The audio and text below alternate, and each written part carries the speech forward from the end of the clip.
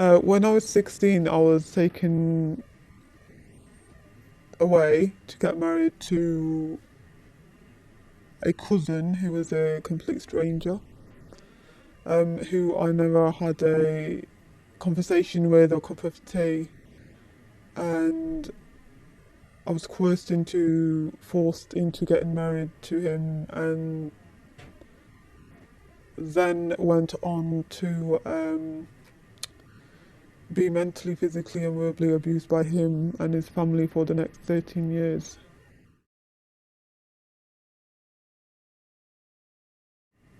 It affected me in many ways, mentally, and my kids also. The psychological scars that when you go through something so horrendous, it's not easy to get away from.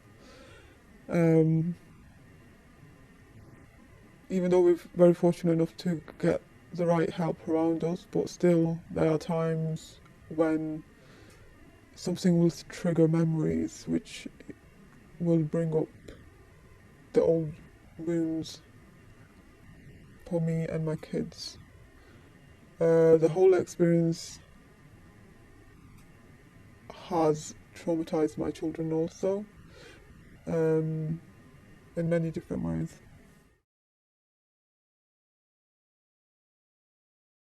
I took out forced marriage protection order for my children, and injunctions to keep him and other family members away from me, because I was getting a lot of intimidation and harassment from them.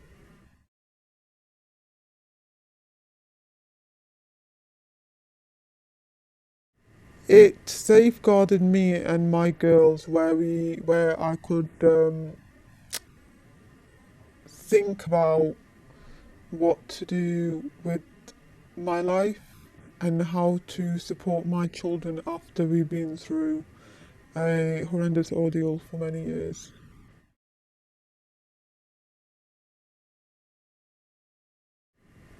We're in a much better place than we were 6 years ago, nearly 6 years ago. But for that, I have to work hard and stand my ground for myself and for my kids.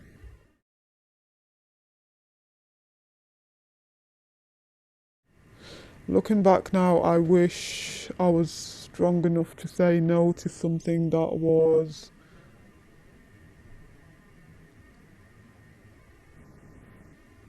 done for me by the older generation of the family. I was emotionally blackmailed into um, going ahead with something that taken away 13 years of my life.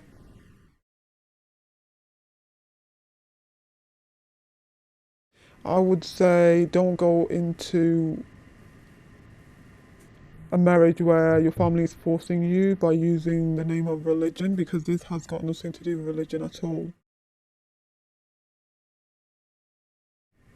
Whatever we've been through, even though it has left so many scars, uh, the future is looking bright, because I stood my ground, even though it was 13 years later, for my children, so they can have a better future than me.